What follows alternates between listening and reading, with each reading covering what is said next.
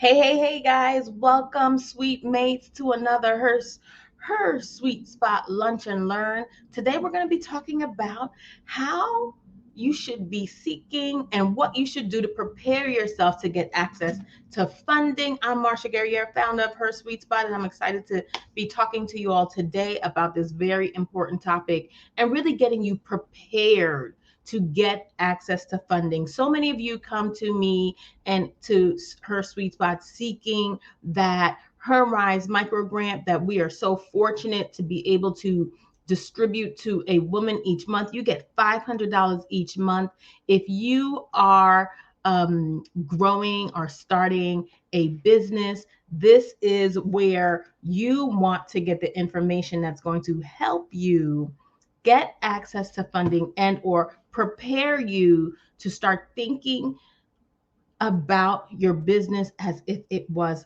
the next greatest unicorn, right? So let's get into discussing exactly how and what you should do to prepare yourself to get funding. Now, I have been so fortunate enough to get funded and have funding for my business that it has been something that I've been truly, uh, um, really happy to have gone through in a lot of the ways of crowdfunding, sponsorship, and the old famous bootstrapping. Let me know in the chat where you are streaming from. If you're watching us on Facebook, if you're watching us on the Her Sweet Spot app and website, or just on YouTube as we direct traffic to and through YouTube. So let's get into what you're going to learn today for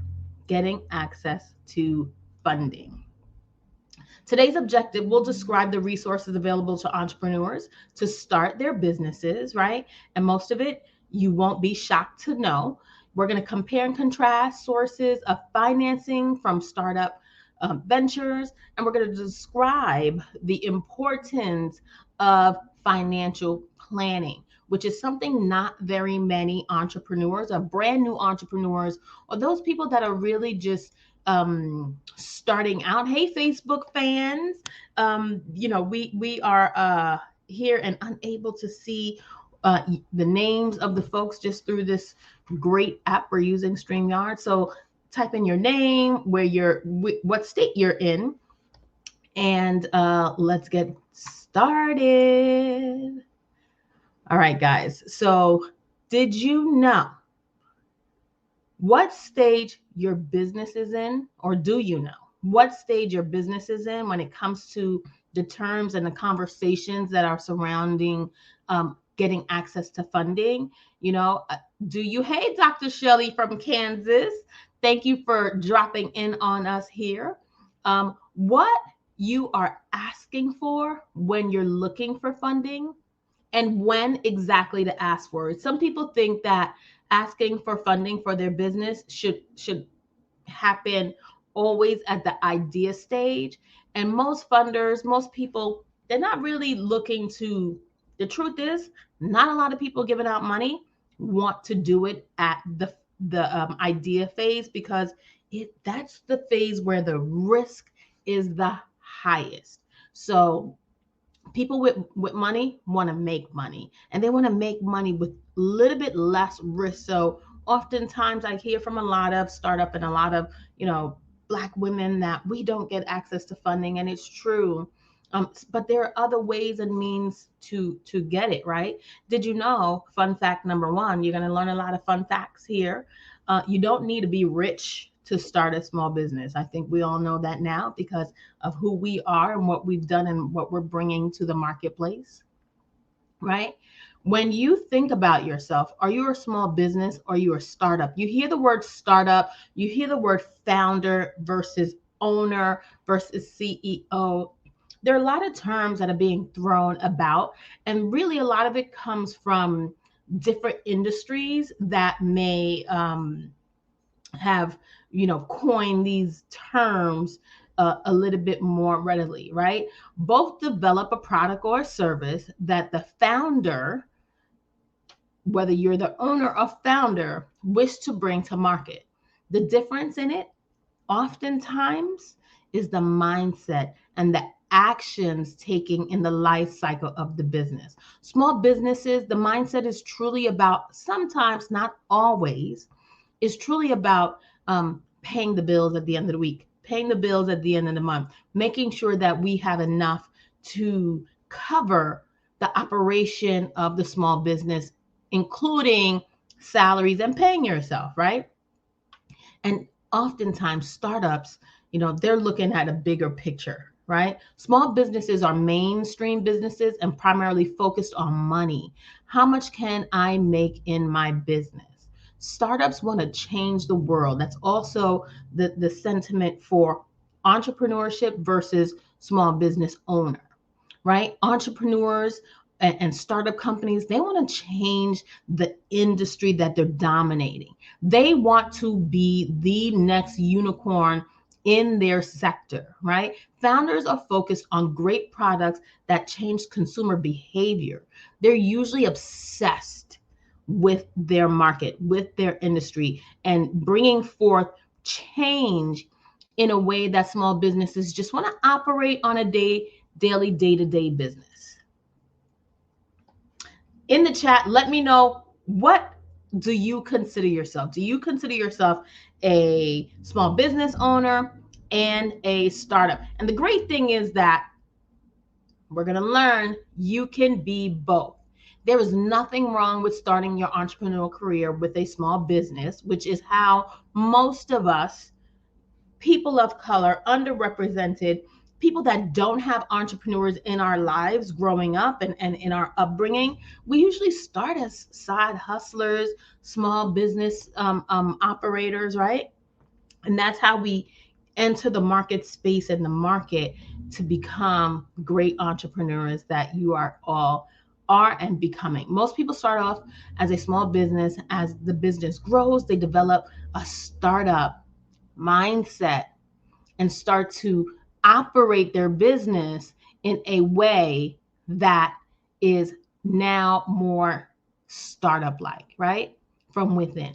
Establishing a successful small business can build credibility and networks through the business community that will be valuable when you're launching a startup that requires outside angel and VC investments. Now, when you talk about the outside angel and venture capital investing world, angels are private individuals that offer money to certain sectors of businesses, certain companies, to help fund their businesses and their ideas. Venture capitalists are generally pools of people that bring their money together, and it's run and managed by a person or a group of people that selectively pick companies to invest in. There is a slight difference in how, not a slight difference, but a huge difference in how the two operate. Where do you see yourself? Where you see yourself depends on what life cycle you're in your business. So again, when you're first coming out the gate, you're probably considering yourself just a small business, and you're really just trying to get that credibility and build upon that network so that you can move into the phase of being a startup and start talking in the language that angels and VCs want to hear. Dr. Shelley says she has Diversity Telehealth, is both a small business and a startup. Absolutely. And we'll talk about some of what all of that may mean in a little bit, right? What is the business life cycle for any business, no matter what industry you're going in?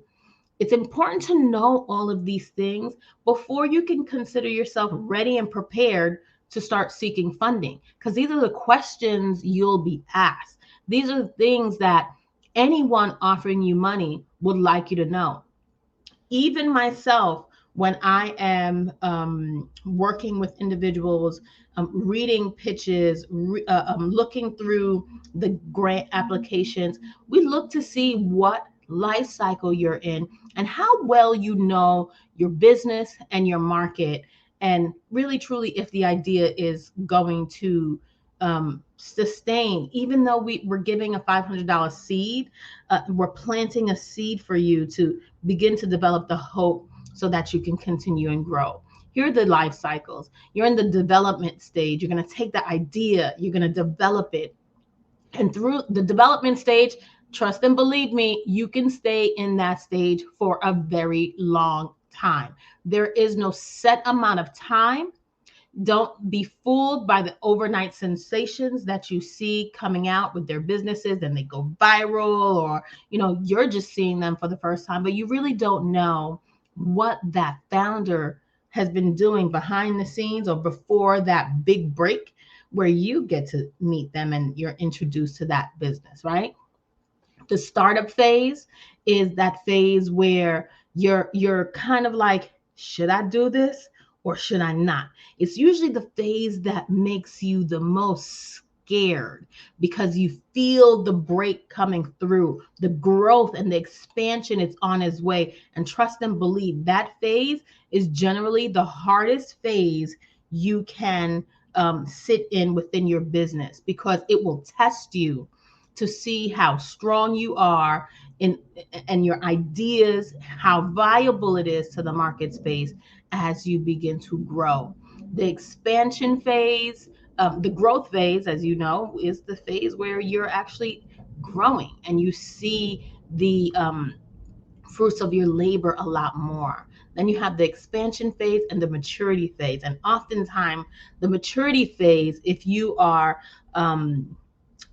a goal to be acquired or to have that exit where your business is bought by a huge conglomerate like an Amazon or like another healthcare system, then the maturity stage is where you want to drive your business to.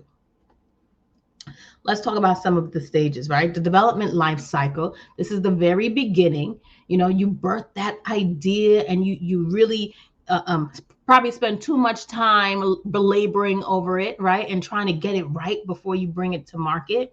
And usually that's not what you should do. You should think of putting it out there, right?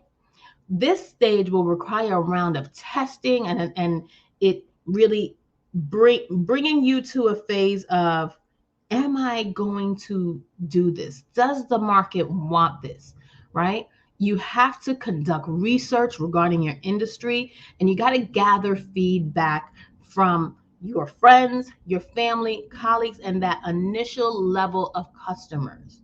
It's always good to start with friends, family, and colleagues, but it's really most important for you to tap into a network of industry specialists. And I know you're thinking, but wouldn't that be my competition? Yeah, it might be. It could be. But remember that life cycle, they're at a different stage. We look at competitors from a B2B business to business standpoint, and they're doing what we're doing. But every business is at a different phase. Customer acquisition comes in different phases as well. And so your network and your community, the environment you build, will be very different from your competitors. So it's really important that you do, if you are fortunate enough to really seek and look for industry specialists that have surpassed where you are in your development life cycle, right? In this phase, you want to determine whether the business idea that you had is worth pursuing, and if so, will it really birth your new business? Will it help you grow into a startup business where you hiring many people? How will it change the marketplace? How will it change really the industry that you are trying to break into? Those are some key points that you should really be thinking about in the beginning as you are birthing these ideas, because at the end of the day, when you're going for funding, when you're trying to grow and expand your business into higher markets, these are the questions that angels, VCs, and even your friends and family, when you reach out to them at that stage for funding, will ask you. People want to know. In the day of the Shark Tanks, people know what to ask now. when it comes to what people are doing inside of their business. Entrepreneurship is no longer a dirty little secret that we have to hide anymore, right? We can be proud of being entrepreneurs. What are the challenges within the development life cycle phase? Your business idea, is it profitable? Is it going to be profitable at this stage? Probably not, right? Probably not. And that's why planning and financial planning is a huge part of the business development stage of your business. Knowing what is going to take to build your business to get it to a profitability stage is key to making the profit. Doing the front work is key to understanding if this is a viable business, right? Another challenge is market acceptance. Is it, to me, there's no such industry that's oversaturated. It's how you bring it to market. It's what makes you so unique and so exciting and thrilling, your messaging, that really changes the landscape of acceptability into your market. There's going to be 1,001 shades of red lipstick, and there are millions of cosmetic. Did Rihanna say, "Oh, I'm not gonna do Fenty because we got MAC, we got NARS, we got this, we got that"? No, she came out with Fenty, and she made that business so wildly successful, not just because of her brand and her own personal notoriety, but she made it so that it came out with shades for every skin tone within the African American or people of color community. And she bought that message in her marketing from day one. So you understood the assignment, you understood her unique factor from the very beginning. And that's what made her become so accepted so fast, not just because she's the famous Rihanna. Another challenge is establishing business structure. Very often, most of the solopreneurs that I work with and that are inside of Her Sweet Spot have difficulty with this part because we're doing it all alone. We are the ones that are doing marketing, social media, sales pitching and calls, graphics and videos, and we're the ones doing everything within our business. So stopping to establish a business structure in terms of legalizing your business, is your business formed? If you are heavily researching the venture capitalist space, there are more desirable states in which you should be forming your corporation or your LLC, right? Look at tax laws, understand and make sure you have the proper teams in place, whether they're consultant based or you hire them for one consultation, but that's going to be your go-to attorney. That's going to be your go-to accountant for questions when it comes to those things, right?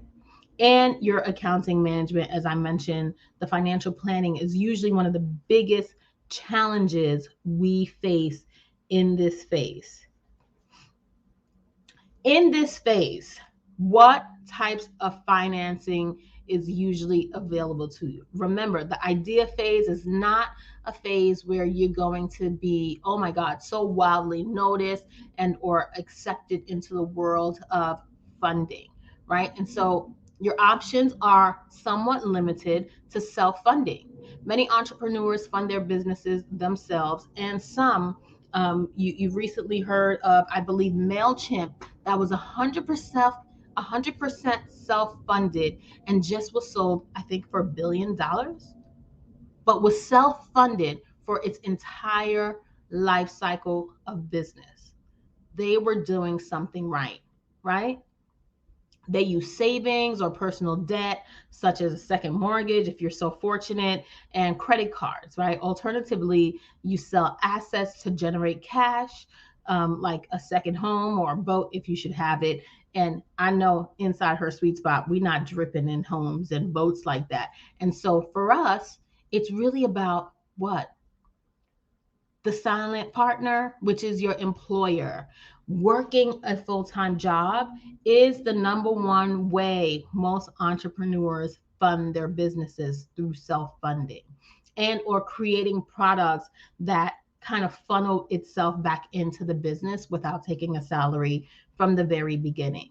Another great way in this phase is to get a partner. I mentioned my silent partner, and most of you all have silent partners as well, which is your employer. Your employer and your salary, when you financially plan on how and what you need, you'll be able to dip into your paycheck in order to support your business's operating expenses until the time of the business being self-sufficient and then getting to that profitability stage. Taking on a partner can be a source of funding. The partner may or may not become an employee of the business long term, but it could just be a financial partner. A strategic partner can benefit the business by aligning resources, right? Who could be your partner? Someone that has a network, a built-in network, something that will get you to getting in the right spaces at the right times, making the proper introductions for you when you get to the phase of really needing outside capital, right? So going into partnerships, I get all the time. I'm working with a team of 7 business owners, and I said to them, have you guys thought of taking on a partner or venture capital? And they said no, because it's already 7 of us, and from nothing to split. What, we can't bring in a new partner. And my question was, if it's the right partner that will bring in the resources that all 7 of you lack, right? What can that partner bring in that's going to make you go from a simple 6-figure business to a 7 and 8-figure business? Now you have that much more profit to split, right? So it's important that you really understand the benefits of bringing on a partner. Do a SWOT analysis, which is one of my favorite things to do, so that you fully understand where your strengths and your weaknesses are, the opportunities, and how you can actually begin to seek the right partner that will balance what you need inside your business. Yes, network of customers, additional funding are key inside of the development phase. Fun fact number 2, you will always contribute financially to your business at almost at every stage, right? Especially within growth stages. You will take back, even if you're paying yourself a salary and the business is profitable to the point that you get paid a salary, eventually you will need to reinvest and contribute to the expansion phase, to the next phase, to the growth phase, because your business is always going to need that much more capital in order for you to expand, right? Expanded opportunities, absolutely. All right, let's talk about the startup life cycle phase. This is the phase where you're actually like hitting the ground running, and your minimum value product or viable product, MVP, there's a whole nother word, acronym for MVP everywhere out there, depending on who you're talking to. But the MVP is that minimum viable product that you could bring to the marketplace that will serve your industry and give you the feedback that you need in order for you to make an impact, right? Get the green light and now made your business entity legal, right? This is the phase where you're fully legit. You got that all legal stuff done. You have your bank accounts now, and you've started to do some business, and you're getting what they call the traction, and you're understanding what your market is looking for, right? You can finish developing your product or service in this phase and begin marketing and selling. In this phase, trust and believe is when you can make the changes, when you will adopt new ideas. You might have to go backwards and say, oh my God, I've been doing this wrong. I've been looking at it wrong. because as you begin to enter the marketplace, you're going to improve your product or service according to that initial feedback. And that's why I say it's never waiting till the product becomes fully what you think, fully baked, before you bring it out to the marketplace. Learn and adjust your business model to ensure that profitability. It takes us as solopreneurs, as small business operators, and especially for service-based providers, it really takes us a longer time to break through that, because we're not getting the traction we thought. Maybe we're not selling as fast as we anticipated. So because of fear and nerves, we think that what we're doing is not the right thing or good thing. But the truth is, we're not listening and we're not taking in feedback. And so getting feedback is very important at this startup phase. Some of the challenges is that your managing cash reserves are usually low, right? Managing sales expectations, as I just mentioned, are usually not aligned with where it should be with the amount of effort that you're putting out. Your accounting management, again, can be a little bit off balance if you're not properly documenting cash flow, right? Your operating expense versus your revenue. You're not establishing a customer base that is a repeat customer base or that is a referral customer base. Another challenge here is establishing that market presence. Again, as solopreneurs, we're so fixated on the wrong things because we're coming from that silent partner, corporate America. And we are so used to our corporate America life, our workplace, already in place with systems and strategies that are developed way before you got into the job, right? Work before you got into the marketplace, working at this in this industry and in this company, and they hand you over a job, and all of the systems are beautifully in place for you. So we think that as a small business operator, especially service-based providers, that we should operate at that level. And that's not the case. The case is that you are doing many things. You're wearing many hats, and finding the right consultants and or the right people that will come in and wear all of these hats to allow you to do the thing you do best is important. Oftentimes, we're not taking care of the business end of our businesses, which ultimately causes us to have small business fatigue and burnout. And our viewpoint about expectations for sales and marketing tends to get a little bit skewed because of that, when we're wearing too many hats and not getting outside help and advice. Here are some of the financing that happens in this startup phase. Bootstrapping, again, you hear that term oftentimes being said, and it's really the business funding itself.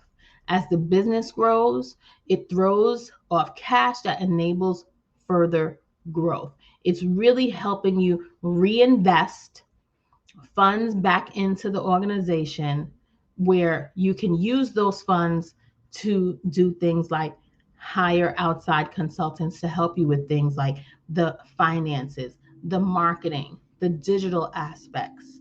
So bootstrapping is a key component for many solopreneurs but it has to be done right. It has to be done effectively, where you're organized with your accounting services. Friends and family. Obviously, friends and family can provide either equity, or you can provide them with equity or debt funding. But while they may initially seem like a good source, be careful about selling parts of your business to this group of people, because honestly, they're going to hold the most highest expectations of you, because they don't know the nature of business as well as you do, or as well as maybe an angel or a VC, and oftentimes they can't help support the business.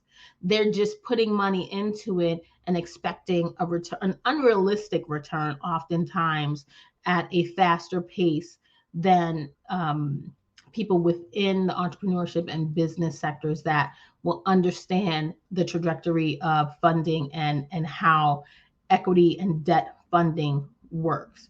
So while it is a very good option at times, if you have friends and family with that type of capital, but it's oftentimes like the sketchiest.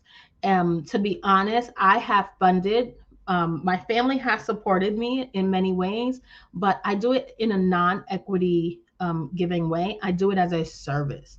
You can offer them swag. You can offer them rewards for supporting you financially. And a great way to do that is through crowdfunding.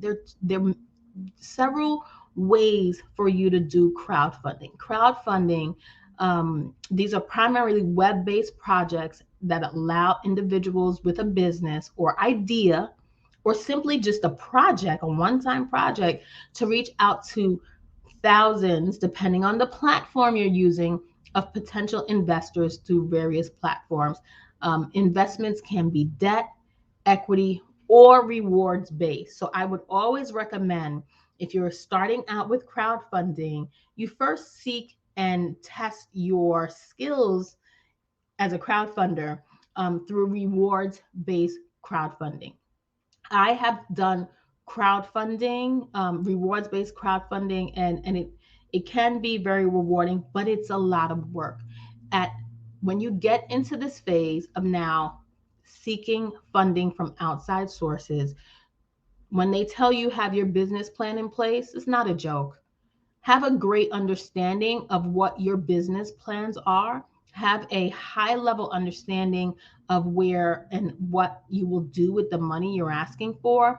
Prepare what your marketing plan will be for the business for the next year to 2 to 3 to 4 years, 5 years if you can, right? It's important to have a marketing plan in place and a financial plan. For most people, and a good story, there truly it starts with the story. It starts with the reason why you started your business. It starts with the understanding of how unique and special your business is to your industry and to your marketplace. And when you know all of these pieces and you have all of this information together, this is what's going to truly help convert people into supporting your crowdfunding campaign, right? It's important to have a network. When you start a crowdfunding campaign, I have been involved with several different campaigns. I've purchased and invested in equity-based campaigns through crowdfunding sources. And trust me, it can be a lot of hard work.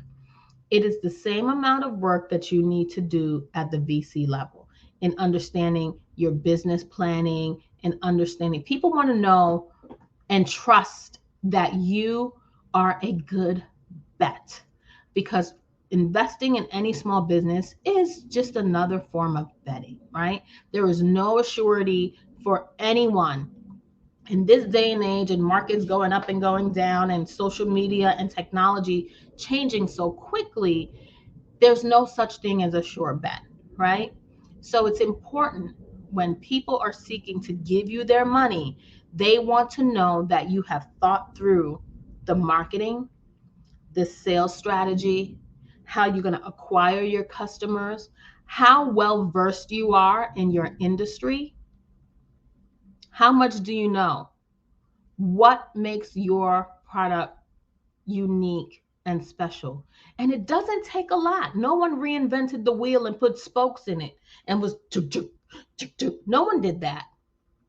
But maybe they made the rubber, the threads go one way, the threads go a different way, right? The cuts are made a little different with every brand, but every wheel operates the same way.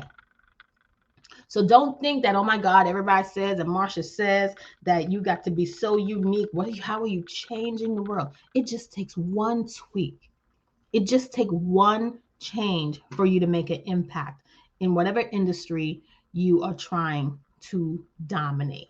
Dr. Shelley says, wonderful information. Thank you. I have to jump off now. Okay, Dr. Shelley, hope you can catch the replay. Come on back and catch the replay inside of Her Sweet Spot on our website in our learning lab. So let's talk a little bit about the growth phase of the business life cycle, right? Your product is in the market and you are turning product, service, or hand over fist. The business is consistently generating revenue and adding new customers.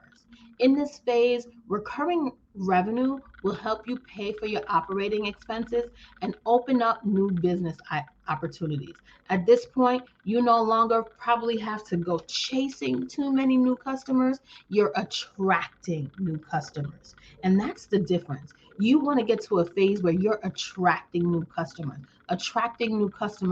through referrals, through your marketing.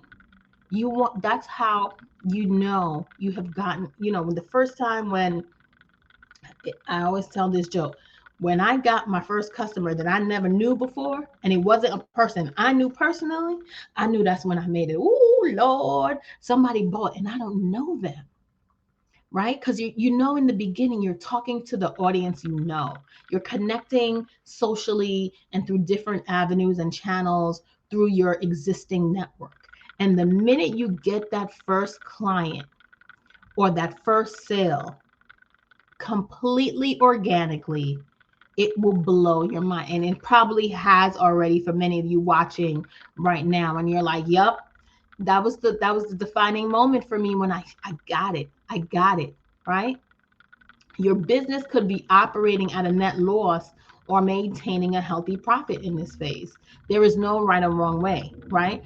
Growth in new customer acquisition could be going up, and you could still be at a net loss. You watch these shows, you watch the Shark Tanks, the profits.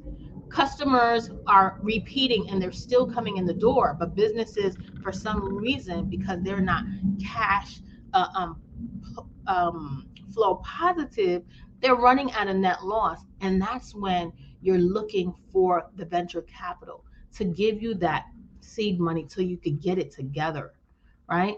So that you can have inventory, so that you can have and hire the right people that will expand the operations even further, right? This phase is time to fine tune your business model and implement proven methodologies, that sales model that takes things to the next level, the marketing model that takes things to the next level. We all start at the levels that we could afford in the very beginning. Don't feel like you need to be paying $15,000, $20,000 to a marketing agency in your startup. You don't need to do that at the very beginning in the development phase, right? In that startup phase. Work on consultants per hour. Budget, it's usually 10% of what you're looking to make or what you currently make that you should be spending on those types of marketing, right?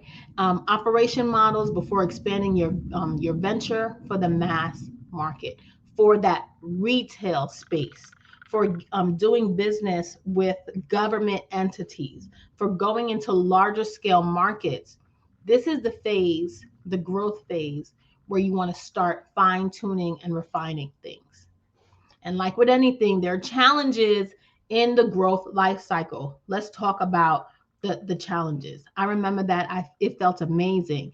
Somebody on Facebook says, referring to the first time someone you didn't know bought what you were selling. Amazing feeling, right?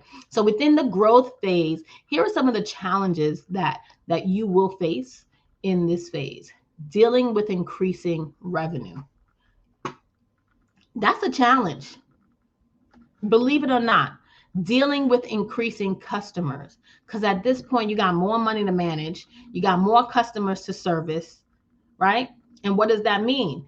You need more staff. Are you training more staff? Are you prepared in your operations to bring that in?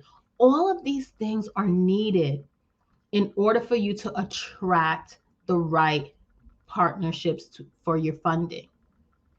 Do you have proper accounting management? Is your management of people effective, right?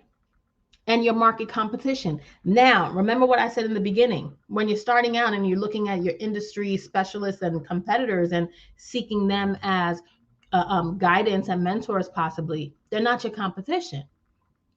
But in the growth phase, as you get closer to them, as you climb in that space of recognition, credibility, and you're getting more clients and customers, these people that were once your mentors are now truly your competitors, right? They're watching you, watching them. They're watching you, watching them, right? And most of the time, they're going to cheer you on. They're going to be excited for your growth and your expansion. And they're paying attention so that they know how they need to move in this space as well, right? So it's important for you to know the stage you're at in your life cycle. And in the growth cycle, here are the types of financing you generally find. Angel investors. You know, we talked about that people are typically affluent individuals with money, disposable income, earning personally over 200,000 or such, willing to invest in businesses. Increasingly, angel investors are forming investment groups to spread risk and to pool research. And that's just on the cusp of being a venture capitalist, when you start pooling your money together in order to better support small businesses. And what I love about the time that we're living in right now, many angels and VCs but you have to find them, are very interested in supporting women of color and people of color entrepreneurs and their ideas. They're understanding and they're seeing that we have ideas that could take us to great revenue potentials. And so if you align your business and you build the brand and the unique factor that makes your product or service that much better than your competitors, you will be on the right track to attracting venture capitalists. And it's important to put yourself in these spaces where these people hang out. Even before you get to this growth phase, well before you get to this growth phase, way well, you should be from the very idea phase. Start putting yourself in spaces where these people are found. Let them know who you are from the early stage and let them marvel at your success. Let them marvel at watching you move. They will call you before you call them. I just spoke to someone via email, Larry. He just, we were talking back and forth. You might have met Larry at this year's conference and last year's conference. He taught some classes for us. He's the founder of Citable, a web-based web design building platform. And Larry just got funded by VC. So he's like, Marsha, I got no time to talk anymore because, I got that devil money. Because when you go into the next level, when you're in the growth phase, the stress also grows. Everything grows in the growth phase. Your gray hairs, your stress, because now you have a bigger responsibility to not only make money to fund the small business and the small operation you were working with, right? But you now have a responsibility to make money, not just for yourself, but for your funders. This phase is where it truly gets fun, right? At that startup phase, and you get those nerves. Is it right? Is it wrong? And then now here at the growth phase, as you start to begin to attract people who are watching you, this is where it gets interesting. This is another phase. If you haven't recently thought of bringing in a partner, this is a phase where a partner can come in, give you some funding for a portion of the business. They will bring in their expertise. Usually someone that's a strategic partner, again, aligning with the resources that you need, splitting between your strengths and your weaknesses and forming together to make an amazing partnership. Someone who has history in maybe doing business or in your industry and can really open up some great doors for you. This is a great phase for you to find a partner. Fun fact number 3, funders don't fund unless they benefit. They're not giving you money unless it's a benefit for them. That's just a fact. Who does that? Who would do that? Right? When you are out here and we give out grants, we're not seeking equity. That's one thing. But when you're looking for large sums of money from investors, they want to know what's in it for them.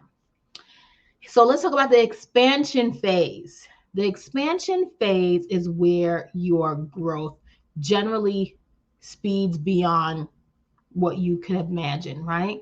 Your business is thriving and you've established your presence in your industry. You can expand and spread your roots into new markets and distribution channels. And that's when you can take your small business, your product, and go outside of that the box that you created for yourself in the very beginning, right? You will need to capture a larger market share and find new revenue. And in this phase, that's when you start sweating, right? That's when you start saying to yourself, holy moly, I got people to fund, I got people to give share profits with, and now I need to expand. Now I need to take my business beyond my local area, beyond my state, nationally, even perhaps internationally. And this is where you're going to start to build on that. And trust me, people say, what are the things I do differently from one stage to the next? It's still marketing. I got to market at every stage, but it's how you market and who you market to that makes a difference within each stage of the life cycle for your business, and which is what is going to get you and break you through every stage and get you closer to your funding goals. So, like we said, in every stage, there are challenges. Here, you're increasing your market competition because, again, you're getting to that place where, you know, people who made it are hanging out and the competition is a lot more fierce. It may be less people in the market, but the competition is even tighter and you have to be that much more special, right? Because when you get to a certain level, you really have to make your mark stick, right? Ensuring that your accounting management is still on point, most especially in this phase, because in this phase is, again, you're more likely having to give out more equity in your business. You're moving into new markets. So have you shifted your product or service to adopt the behaviors of the new market? You're going to have to shift the way you think about your business. If you're moving into a new market that is a new, maybe has a new culture, differences in culture, differences in lifestyle, it's important that now all the efforts, it's not going to go away because you still have those clients to service at those in those pre-existing markets. You can't ignore those people either just because you are moving to new heights, right? You have to maintain for those people in those markets. You know, you've seen and you have, you're a consumer, you've consumed things, and your favorite product has changed its ingredient because it's servicing a new market, and that pisses you off and you lose them or you drop them. That's the type of thing, and that's the type of analysis you'll be doing in this expansion phase. As you enter new markets and as you add and remove things from your product or service line, how is it going to affect your existing customers, right? Or how can you take existing customers and help them see that your new product and services is actually, you're competing against yourself, is actually what they should need, right? Without making your previous product or service seem like it wasn't viable, right? These are all things that happen in the expansion phase and something to think about. If you're in the expansion phase, please holler at me. Let me know what phase and what life cycle you believe you're in. So here are the fundings that happen in the expansion phase. And again, no matter the size of your business, everything is relative. We're not talking you have to be in the millions to be in expansion phase, but your small business could be at a point where you need a small business lender because you're expanding so rapidly, even for your two-man business, that you need funding. And some people even skip all of those other funding sources we talked about in the other life cycles and go straight to some of these options you have in your expansion life cycle. Many organizations are interested in lending to small businesses, particularly in this day and age, to Black women and Black small business owners. Most lenders will want the loan to be secured by your assets or some type, and rates may be a little higher. So it's important that you really do your research and understand the lender's requests. SBA loans are, some of the greatest sources of loans. The rates are a lot more affordable if you can get yourself a small business administration loan. They have many programs that could fit. And as of late, because of all the things that happened last year with PPP and EIDL and COVID recovery funding, they've relaxed and made it a little bit more easy for true small businesses to get access to funding through the SBA and through the government programs. And banks are that final place where you could go. I tend to really love credit unions because you tend to usually form really great relationships with credit unions because that's more of a local or community type of banking system. Traditional banks make small business loans as well. However, they typically require track record. You got to jump through a lot of hoops typically, except when you do what? Have a relationship with the bank. It's important when you start your small business, you actually open an account with a bank where you get to know the bank manager. My bank manager is a credit union and we have a great relationship. They even sponsor HerSuiteSpot programming from time to time, which is what you want in a partnership with your bank. So it's important, again, that you look for all of these options and build relationships that will help you with your funding. And the final stage is the maturity stage. This is where the big picture comes to fruition. Your business is at the top of the industry and it's matured so that it could be the next Amazon. Your business has demonstrated presence in its market and it's in your industry. It could still be growing. At every phase, we're always growing. Look at Oprah. Did you think she had more room to grow in her business? But she took her business from the little studio in Chicago. It was big then, but then when you look at it now, you go, oh, that little studio Oprah had in Chicago. And now she's a mega. She has a whole network. She went from a little studio in Chicago to a network, right? And then she took that where? Digitally. She's doing work with Apple. She's doing work all over the world. Every level you are at has an expansion. It's important that you remember that and know that there is no ceiling for you. It's for you to reach your height and break it and get past it, right? Your current option is to decide to take a step back towards the expansion stage or to think of a possible exit strategy. For me, I've worked with a lot of startups that have gotten to that holy place of exit strategy. That is selling your business to a more, it doesn't even have to be a more viable business. It could be just Anyone who wants to take your business and possibly merge it with their existing business and grow it, right? And or put it away because you were some fierce competition. I've seen that happen too. They buy your business just to close you out. And it's up to you to decide if that's what you want. That is the an acceptable exit strategy for you and your business.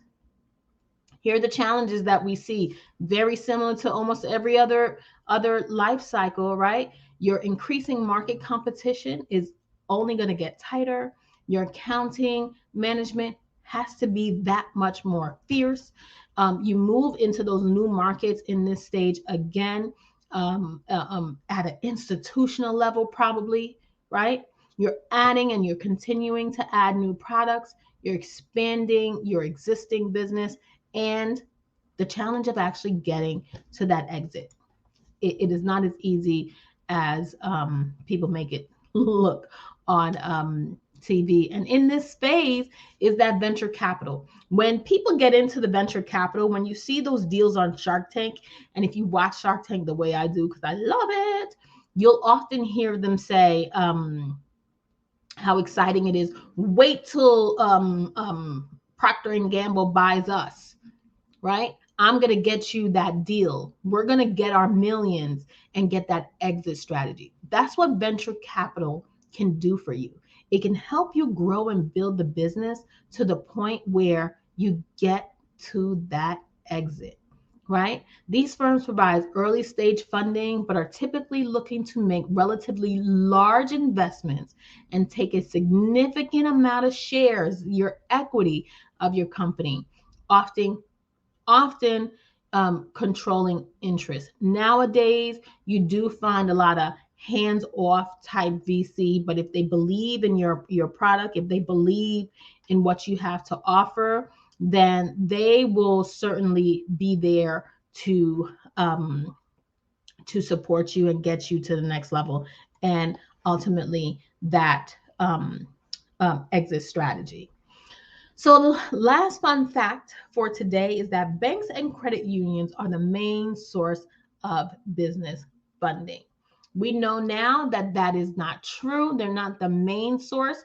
Crowdfunding, equity-based crowdfunding has truly surpassed so much of that many people are turning to those more non-traditional ways to fund their business. But what it takes that's different from the banks and the credit union is really you crafting a story and a message that shares why you are so special and unique.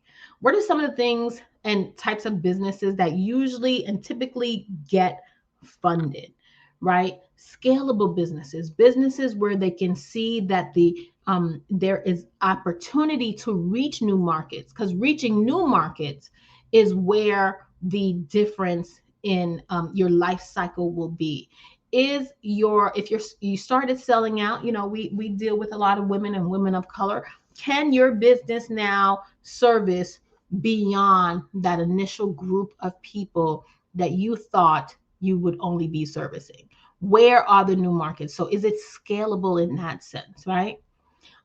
Your management team speaks volumes for your growth?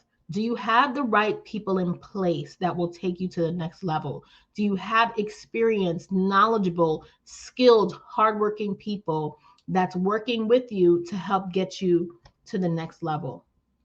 Is your market growing, right? If your market is not a market that has a steady growth rate, then why would anybody want to invest in you? That's a risk that will definitely not show up, right? Is there proprietary and defensible technology? Technology, y'all know, is the number one thing being funded today. And technology, not just being some big financial technology system, but we see when you look at what Amazon was and what it's become, what Etsy was and what it has become. Technology businesses start off as simple websites that could develop communities websites that enable e-commerce of different sources, niching down to a specific product or industry type. These are areas where people often think that their t-shirt business or